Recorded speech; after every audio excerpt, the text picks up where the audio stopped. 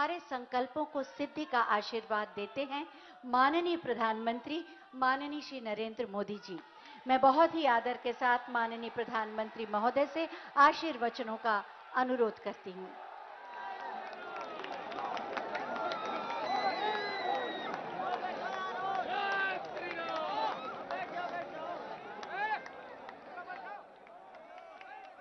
भारत माता की, भारत माता की, भारत माता की। हम ये पावन धरती का बारंबार प्रणाम करित है।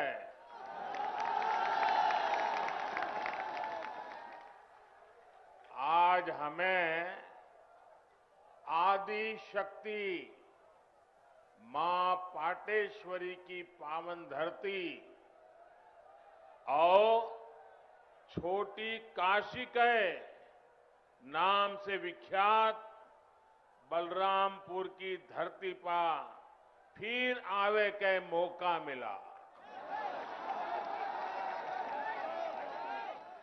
आपसे हमें खूब आशीर्वाद मिला है।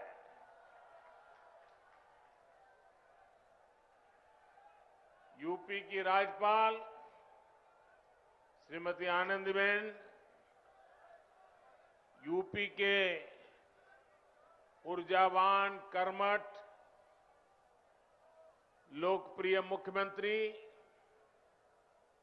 योगी आदित्यनाथ जी, उप मुख्यमंत्री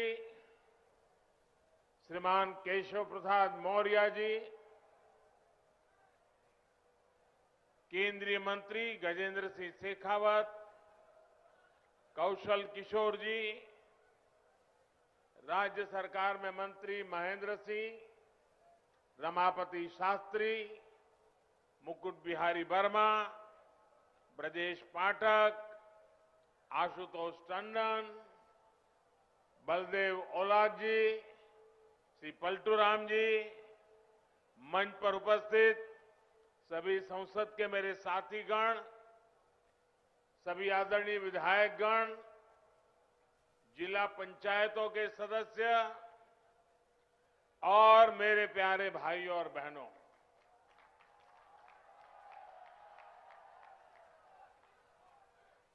क्रांतिकारियों की इस धरती ने देश के स्वतंत्रता संग्राम में अपना अमूल्य योगदान दिया है। राजा देवी बख्श सिंह, राजा कृष्ण दत्तराम और पृथ्वीपाल सिंह जैसे पराक्रमियों ने अंग्रेजी शासन से लोहा लेने में कोई कसर बाकी नहीं छोड़ी थी। अयोध्या में बन रहे प्रभु श्री राम के भव्य मंदिर की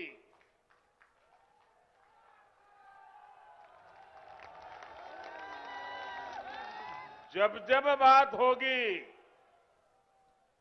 बलरामपुर रियासत के महाराजा पाटेश्वरी प्रसाद सिंह के योगदान का उल्लेख जरूर होगा। बलरामपुर के लोग तो इतने पारखी है, इतने पारखी है कि उन्होंने नानाजी देशमुख और अटल बिहारी वाजपेयी के रूप में दो भारत रत्नों को गढ़ा है, उन्हें संवारा है। साथियों, राष्ट्र निर्माताओं और राष्ट्र रक्षकों की इस धरती से मैं आज देश के उन सभी वीर योद्धाओं को भी श्रद्धांजलि दे रहा हूं जिनका 8 दिसंबर को हेलीकॉप्टर हादसे में निधन हो गया। भारत के पहले chief of defence staff general Bipin Rawat ji का जाना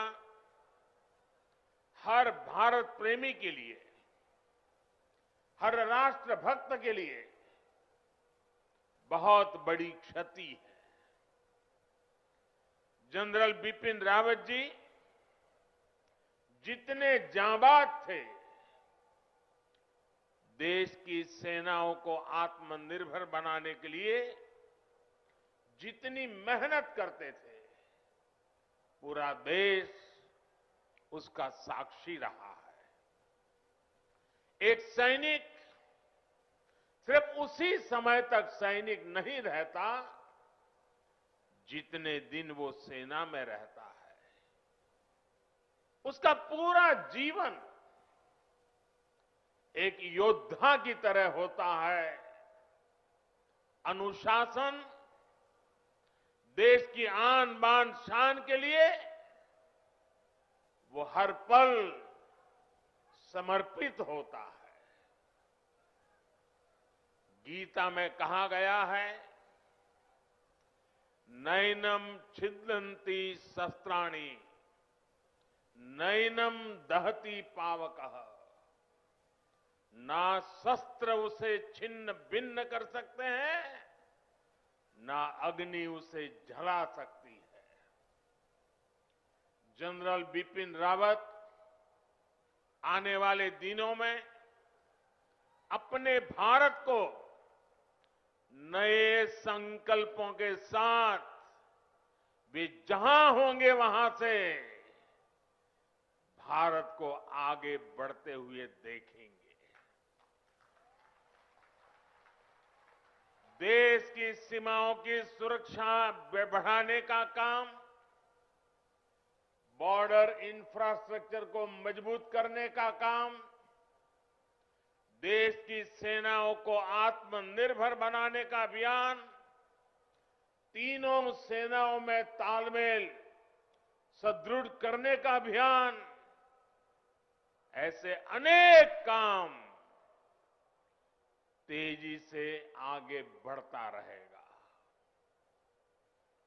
भारत दुख में है, लेकिन दर्द सहते हुए भी हम ना अपनी गति रोकते हैं और ना ही हमारी प्रगति। भारत रुकेगा नहीं, भारत थमेगा नहीं।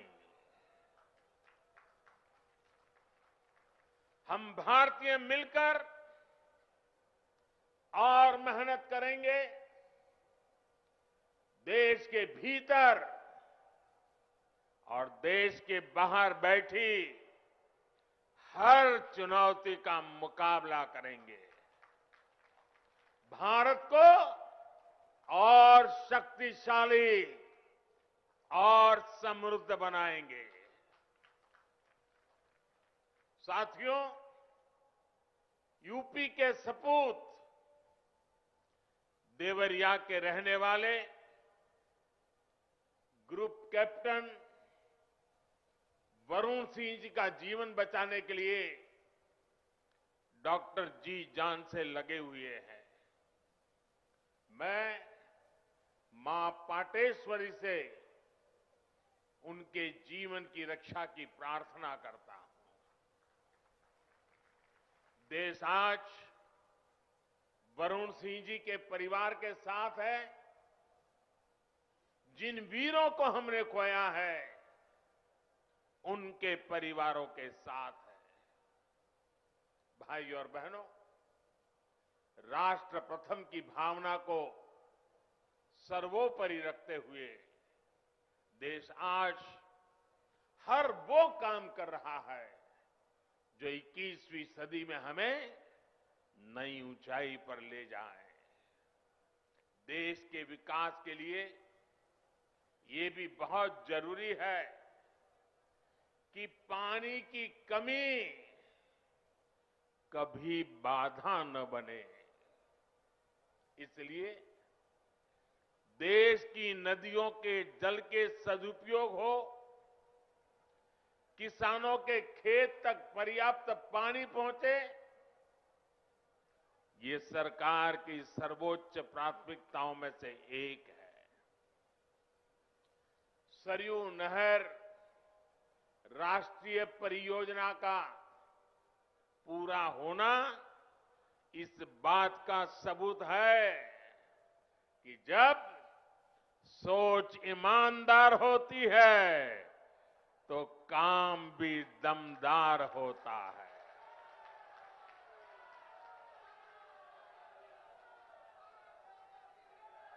दशकों से आप इसके पूरे होने का इंतजार कर रहे थे। घाघरा, सरयू, राप्ती, बाणगंगा और रोहिणी की जल शक्ति अब इस क्षेत्र में समृद्धि का नया दौर लेकर आने वाली है।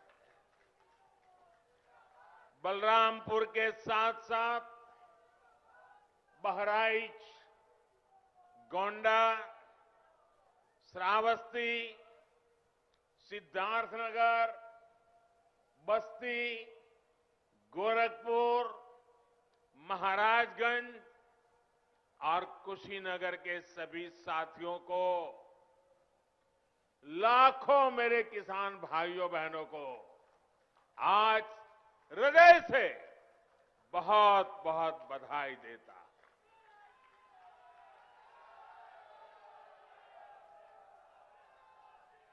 बारिश के मौसम में इस क्षेत्र में जो परेशानियां आती हैं उनका हल निकालने में इससे मदद मिलेगी। और मैं जानता हूं मेरे प्यारे भाइयों बहनों, हमारे यहां तो इतिहास गवाह है, अगर किसी ने प्यासे को एक प्याला भर पानी पिला दिया होता है तो वो इंसान जीवन भर कभी उस ऋण को भूलता नहीं है, जीवन भर उस इंसान को भूलता नहीं।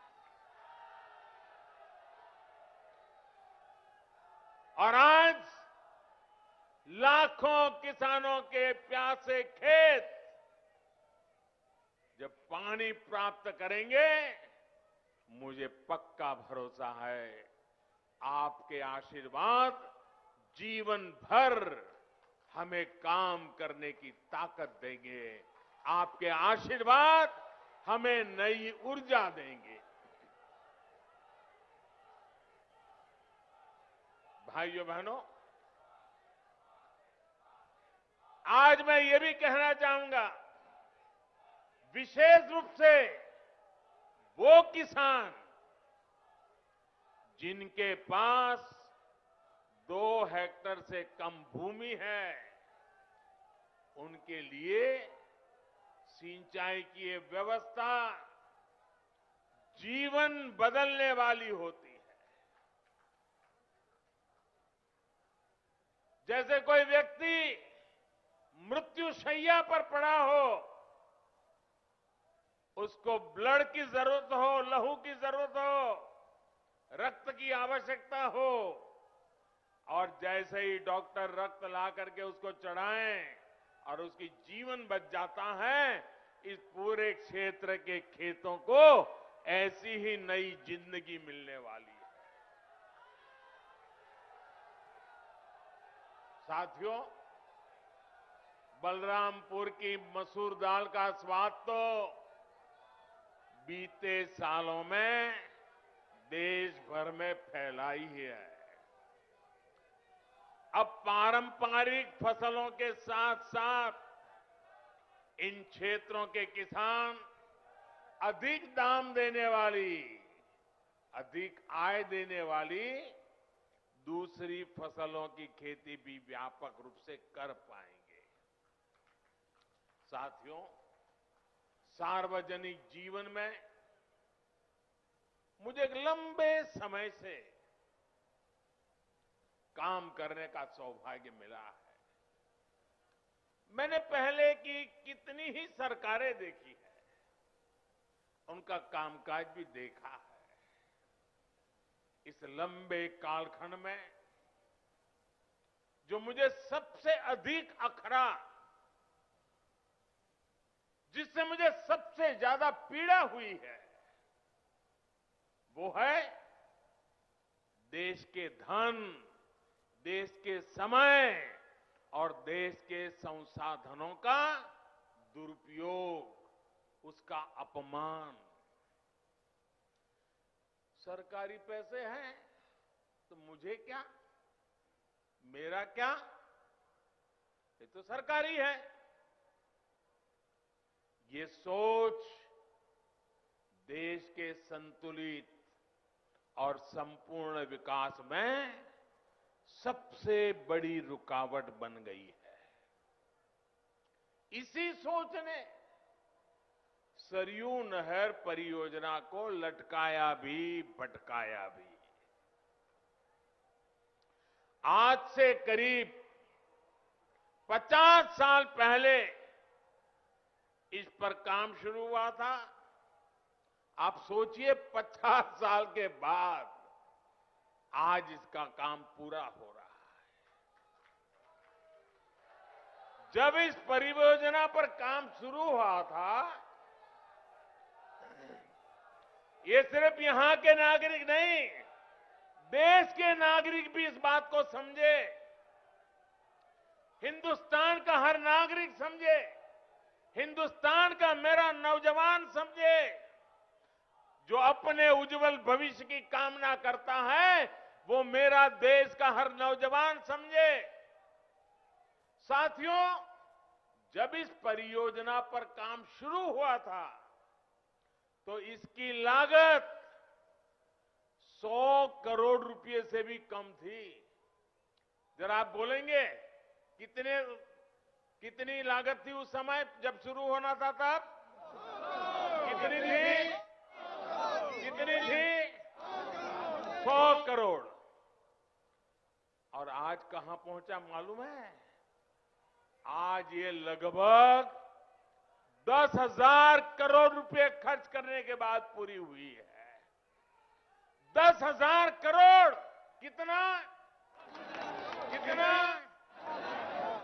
पहले होना था 100 करोड़ में, आज हुआ 10,000 करोड़ में।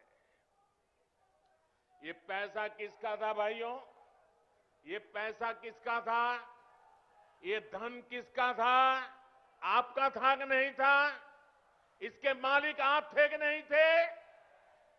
आपके मेहनत का एक एक रुपया सही समय पर सही काम के लिए उपयोग होना चाहिए था कि नहीं होना चाहिए था?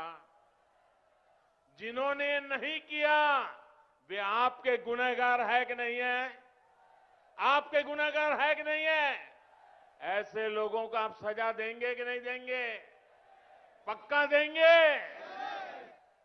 मेरे प्यारे भाइयों बहनों, पहले की सरकारों की लापरवाही की 100 गुना ज्यादा कीमत इस देश को चुकानी पड़ी है।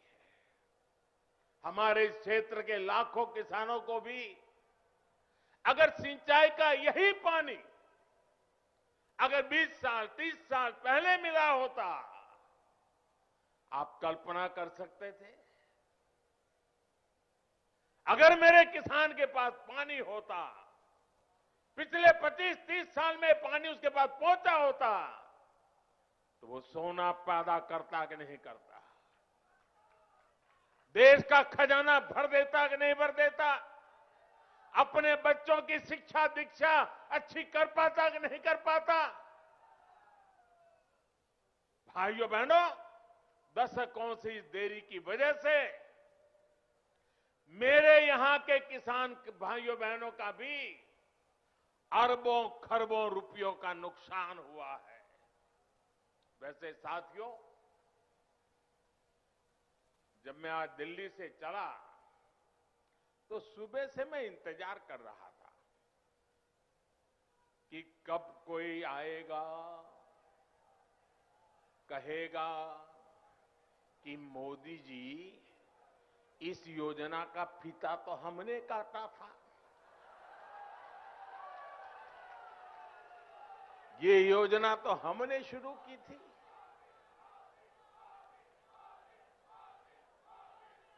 कुछ लोग हैं जिनकी आदत है ऐसा कहने की।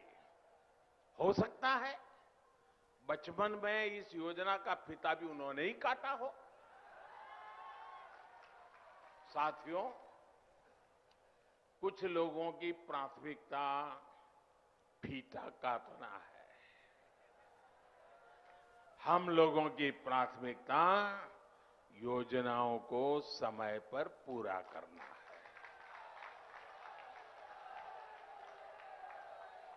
2014 में जब मैं सरकार में आया था तो ये देखकर हैरान था कि देश में सिंचाई की 99 बड़ी परियोजनाएं, 99 परियोजनाएं जो देश के अलग अलग कोनों में दशकों से अधूरी पड़ी है।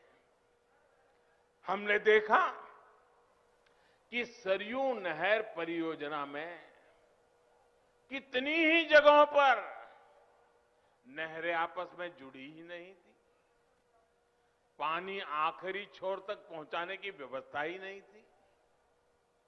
सरयू नहर परियोजना में जितना काम 5 दशक में हो पाया था, उससे ज्यादा काम हमने 5 साल से पहले करके दिखाया है।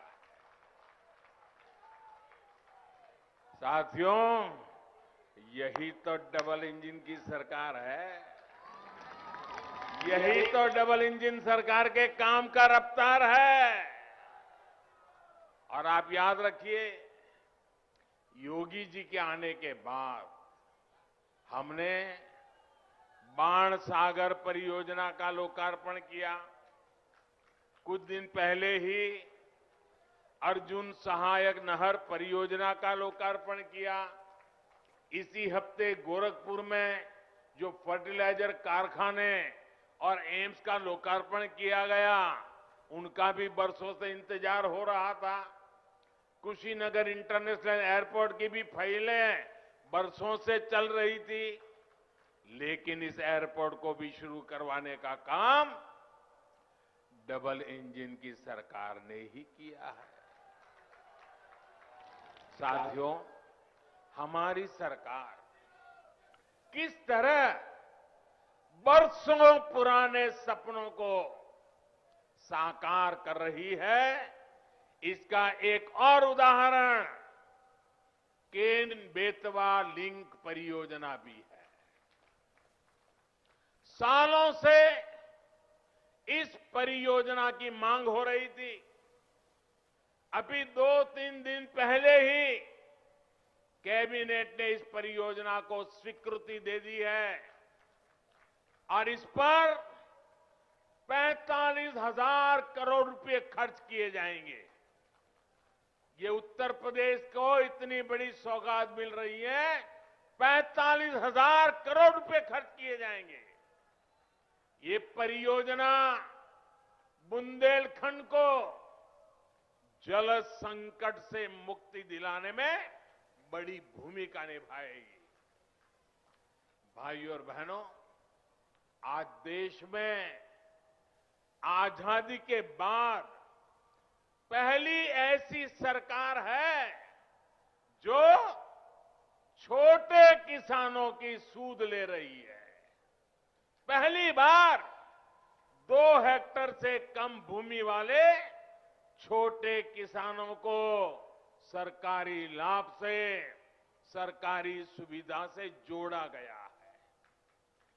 बीज से लेकर बाजार तक, खेत से लेकर खलिहान तक उनकी हर तरह से मदद की जा रही है।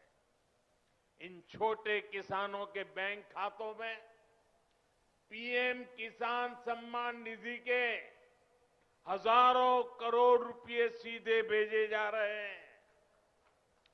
उनकी आय बढ़ाने के लिए उन्हें खेती से जुड़े अन्य विकल्पों की तरफ भी प्रेरित किया जा रहा है। ऐसे विकल्प जिसमें बहुत बड़ी जमीन की उतनी जरूरत नहीं पड़ती, उन्हें इसका मार्ग दिखाया जा रहा है। इसी सोच के साथ पशुपालन हो, मधुमक्खी पालन हो या फिर मछली पालन, इनके लिए राष्ट्रीय स्तर नई योजनाएं शुरू की गई है। आज भारत दूध उत्पादन के मामले में दुनिया में अग्रणी है ही, लेकिन आपको जानकर के खुशी होगी, आज हम शहद, हनी, मधु, आज हम शहद निर्यातक के रूप में भी विश्व में अपना स्थान बना रहे हैं। हमारी सरकार के प्रयासों की वजह से बीते 7 वर्षों में शहद का निर्यात बढ़कर करीब करीब 2 गुना हो गया है और इससे किसानों की 700 करोड़ रुपए से ज्यादा की कमाई हुई है।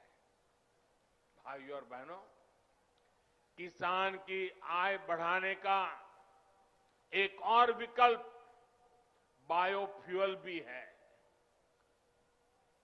हम खाड़ी का तेल से चलाते थे, अब हम झाड़ी का तेल भी लेकर के आ रहे हैं। बायोफ्यूल की अनेक फैक्ट्रियां यूपी में बनाई जा रही हैं। बदायूं और गोरखपुर में बायोफ्यूल के बड़े कॉम्प्लेक्स बनाए जा रहे हैं। यहां पास में गोंडा में भी इथेनॉल का एक बड़ा प्लांट बन रहा है। इसका लाभ इस क्षेत्र के बहुत से किसानों को होगा। गन्ने से इथेनॉल बनाने के अभियान में भी यूपी अग्रणी भूमिका की ओर बढ़ रहा है। बीते 4.5 साल में लगभग 12,000 करोड़ रुपए का इथेनॉल यूपी से खरीदा गया है। योगी जी की सरकार जब से आई है, तब से गन्ने के भुगतान में भी बहुत तेजी आई है। एक समय 2017 से पहले का भी था, जब गन्ना किसान सालों साल बकाया मिलने के लिए इंतजार करते थे। पिछली सरकारों के दौरान जहां 20 से अधिक चीनी मिलों में ताला लग गया, वहीं योगी जी की सरकार ने इतनी ही चीनी मिलों का विस्तार और आधुनिकीकरण किया है। मैं आज बलरामपुर से देश भर के किसानों को एक विशेष निमंत्रण भी देना चाहता हूं और मैं चाहूंगा सिर्फ उत्तर प्रदेश के नहीं, देश भर के किसान मेरे इस निमंत्रण का स्वीकार करें और मेरे साथ जुड़े। मेरा निमंत्रण किस बात का है? इसी महीने 5 दिन के बाद 16 तारीख को, 16 दिसंबर को सरकार प्राकृतिक खेती पर, नेचुरल फार्मिंग पर एक बहुत बड़ा आयोजन करने जा रही है। हमारे एक पद्म पुरस्कार विजेता सुभाष जी करके हैं महाराष्ट्र के,